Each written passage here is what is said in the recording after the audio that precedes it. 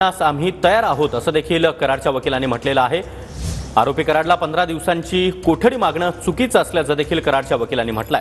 Valmik Karad surrender झालेले आहेत, त्यांना न्यायालयीन कोठडी मिळावी असं देखील कराडच्या वकिलांनी म्हटलंय। पुणे सीआयडीकडे वाल्मिक कराड आज सरेंडर झाले आणि त्यानंतर त्यांना केजमध्ये आणण्यात आलेलं आहे। केज कोर्टामध्ये सध्या गेल्या अर्ध्या तासापासून ही सुनावणी सुरू आहे। 2 कोटीची मागणी केली, त्यातील पैसे दिले का हे सांगावं असं देखील कराडच्या वकिलांनी म्हटलंय। तर 2 कोटींची खंडणी मागितल्याचा फक्त आरोप आहे असं देखील कराडच्या वकिलांनी म्हटलंय। राजकीय द्वेषापोटी हत्येमध्ये गोवण्यात येत आहे असा आरोप देखील कराडच्या वकिलांनी केला आहे। तर आवाजाचे नमुने देण्यास आम्ही तयार आहोत, मात्र कोठडी नको असं देखील कराडच्या वकिलांनी म्हटलंय।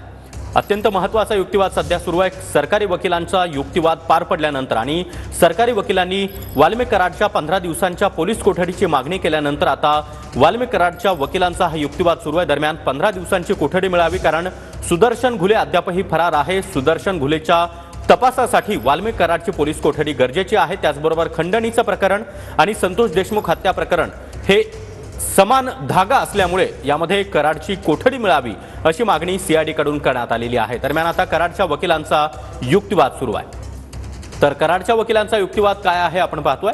वाल्मिक कराडवर फक्त खंडणी प्रकरणामध्ये आरोप असल्याचं कराडचे वकील म्हणाले।